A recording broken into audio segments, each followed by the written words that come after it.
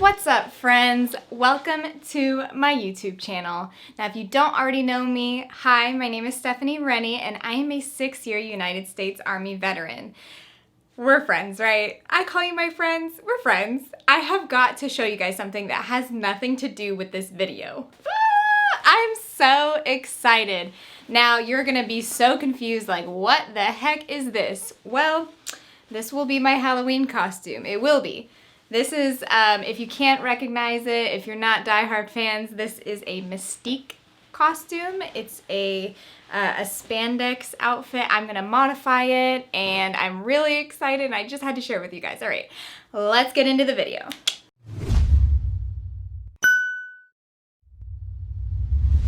Now, in today's video, I'm gonna be talking to you about reception. Now, reception is this weird limbo place where you're not out of the military, you're not a civilian, but you're not in basic training. It's this week of admin stuff where you basically just reinforce what you said at MEPS. So make sure you didn't lie at MEPS. And it's gonna be where you set up your paycheck and where you get your uniforms and all that good stuff right before you go to basic training. I did my reception at Fort Jackson, South Carolina, or Relax in Jackson, as they might say. So we're gonna be spilling the tea on Fort Jackson, I guess. And if you haven't noticed the trend so far, I've talked to you about reasons people might join the military. I've talked to you about the process I went through to join the military, and now we're talking about reception. So you can see a pattern and how the timeline is flowing. But if at any point you feel like you want me to elaborate on a story, just leave it in the comment section down below of what you want to hear more about. Do you want to hear more about my time in Florida? Do you want to hear more about how I even got to Florida when I'm from Wyoming? All that good stuff, just leave it in the comment section down below. Now, for you females out there, I will let you know that 60% of females go to Fort Jackson, South Carolina. So there's a larger likelihood that you're gonna end up there than you will anywhere else. So just be prepared, and this might be a very applicable video for you. So when you touch down at the airport for your basic training location, there will be signs or somebody to direct you to the soldier pickup site. It's this little room that there will be other soldiers in uniform to check you in and to call the person that's supposed to pick you up and all that good stuff. Now, I was nervous. I was so scared at this point because this is real. I got on a plane and I flew to South Carolina, a completely different state I've never been to, and I'm seeing these people that are already in uniform. I don't have mine yet, but they were probably specialists or privates or something. But to me, I didn't know better. I don't know how to act around these people, but relax. This is your time to relax before you get into all of that. They're not judging you. They don't care about you. Just don't bring your attitude. Just don't do that.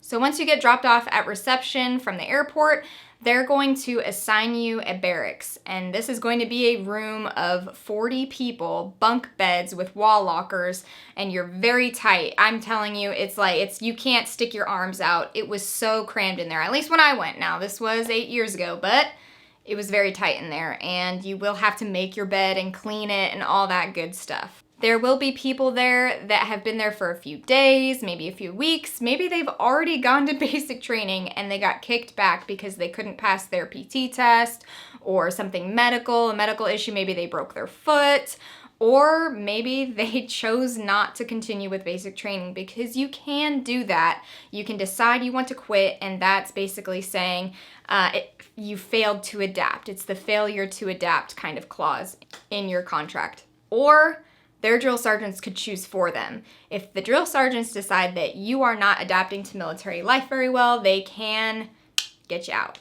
Let's backtrack a little bit. You will be getting a checklist of what to pack and bring with you to basic training, and get used to that, because that checklist is gonna follow you throughout the military. No matter what you're doing, where you're going, you will always have a packing list, and you have to have everything down to the last single sock that they ask you to bring, yes. Now, with that, there's gonna be things that you can't have, and that's, substances, hi YouTube, algorithm, don't catch me.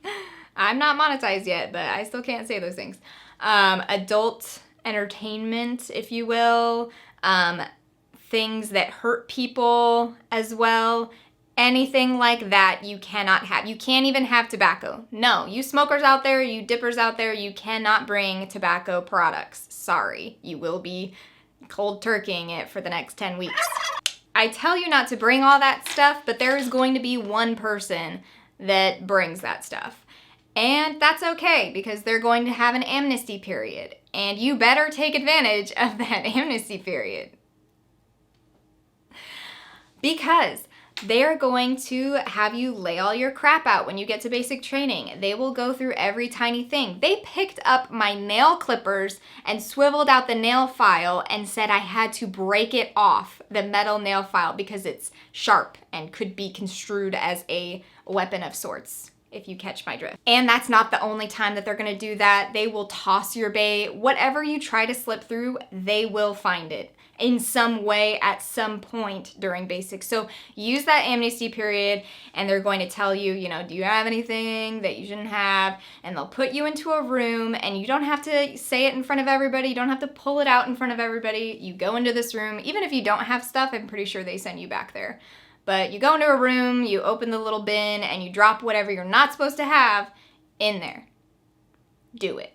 So the first day or two, you're going to be setting all your paperwork up. You're going to be reconfirming everything that you told them at MEPS. They will also have a come to Jesus or tell the truth or whatever. I can't remember the terminology that they use for you to say, if you lied, now's the time to tell us before you can get in federal trouble for lying on that document if anything were to come up in the future. So to also take advantage of that. This is where you get your ID card and the direct deposit information. You're just reconfirming everything that you put. They are also going to be giving you a blue book, the Army Blue Book.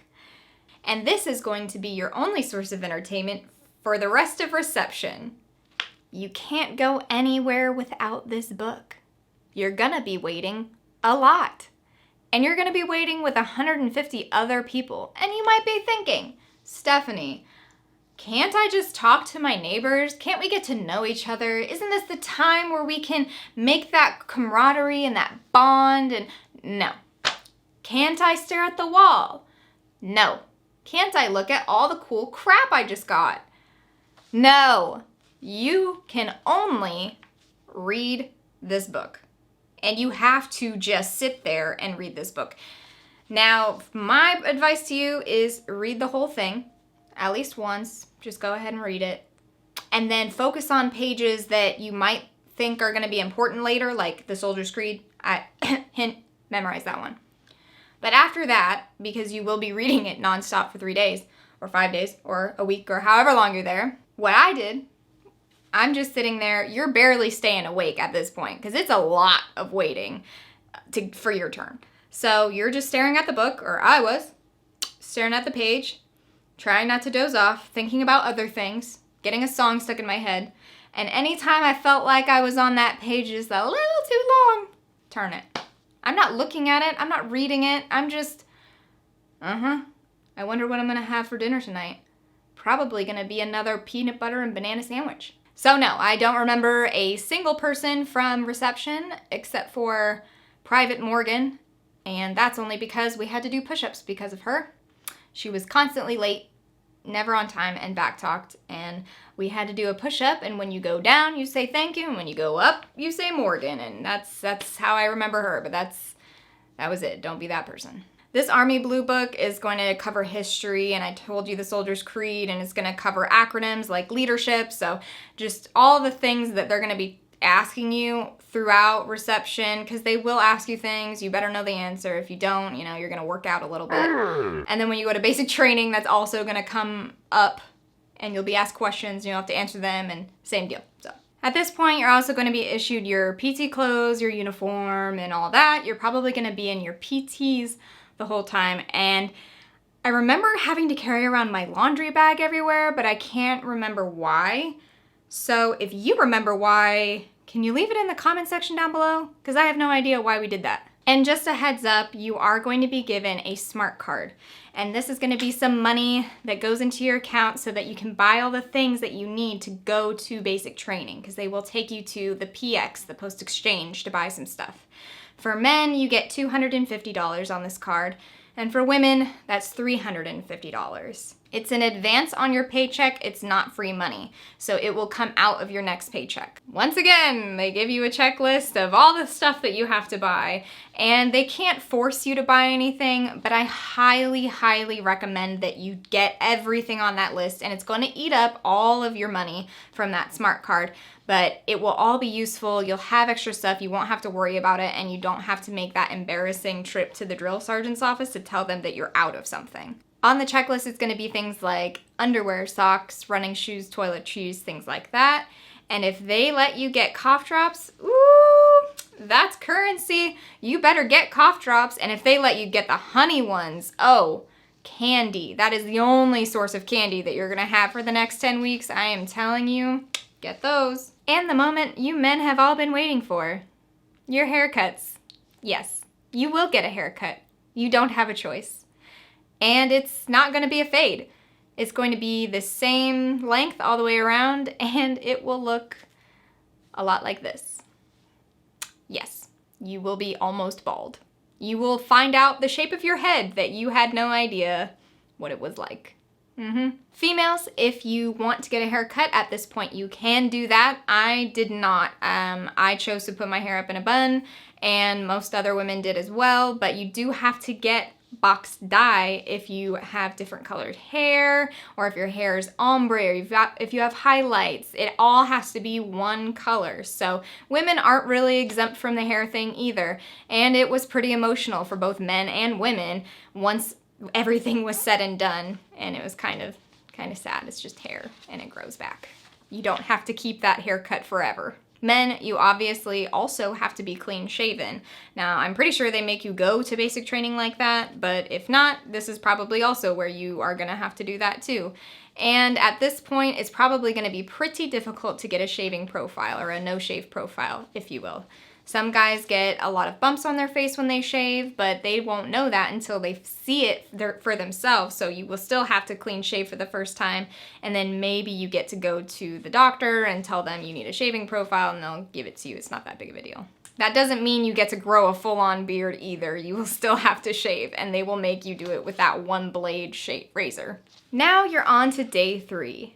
Medical. And it's something that we all love, don't we? Doesn't everybody just love going to the doctor's office and getting a bunch of shots and blood drawn? No. They do a quick dental exam, eye exam, and yes, you get shots.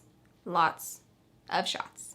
This was my most feared part of the military. I don't care what else I had to go through. I was so scared for just this, because you are lined up one right after the other, like touching almost. And there's going to be like a snake that you have to go through. I'm getting flashbacks just thinking about it. That's why it's so hard to freaking spit this out. But you're going to be going up. There's about 3 to 5 people between each station. So once the first person steps into the box, you know you've got 3 to 5 people before you do. All right, so now it's your turn, and you step into that box. They will inject you with whatever vaccination that you need at that station. And then you'll wait 3 to 5 more people, and you'll keep stepping forward, one right after the other, shot after shot. There's 6 of them. And when I got to the 6th box, I was the next person in line. It's my turn to step in, and I'm frozen. I am looking at the box. I am telling myself I have to step in that box. There's 1 more to go. Step in there. But my feet would not move. My legs wouldn't move. My body, I was literally frozen in fear. I've never experienced that in my life. But it happened, and they had to pull me into the box, give me my shot, and then I got to go sit down. And then you sit down, and it's traumatic, and you'll think about it for the next 8 years at least. And that's pretty much it for that day. So you go to bed, and your arms are dead, and you still have to wake up at 5:30, because by the way, every day you're waking up at 5:30. There's no sleep. There's no sleep. You're gonna be tired. Yes. You go eat. And again, you're holding your tray while reading this book and going to get your food, sit down. You've got about 3 to 5 minutes to scarf down your food before it's back to formation. And I think that's really where Private Morgan kept messing up. She just wanted to eat. So today is going to be where you get your glasses. Now, if you haven't watched my other videos where I talk about getting your eye exam at MEPS and all that stuff, I'll leave it in the card up here so that you can check them out. But you don't get contacts, you cannot bring your own glasses, you get the standard issued BCG glasses, basically. I didn't need glasses, well, I kind of need glasses, but if you didn't watch my last video, you know that I memorized and just rattled off what the sign said so that I didn't have to get glasses. Then there's the long process of taking photos. You are going to put on your uniform jacket and go wait in line. You don't get to go to the bathroom to see if you look okay. You don't get to fix your hair. You don't have any makeup on, ladies. Men, you're gonna have those dark circles and you're gonna look like a hot mess. And you don't even get to wear your beret or your cap, nothing. They Photoshop that onto you. Yeah, it looks great. You can order these pictures, you can order a basic training video, you can order your class picture, your basic training picture, all that. I highly, highly, highly suggest you do not order your basic training photo, because I know, and from experience, because I did order mine, you're gonna feel so pumped. Now you're a soldier, you wanna document it. They're taking these professional pictures of you. Yes, I wanna get that picture. No, you don't. I'm telling you, if you want a professional picture in uniform, wait until you get to your first duty station, because you will have more ribbons on your chest from graduating basic training and AIT and all that good stuff. You'll have more you'll have your unit patches and emblems.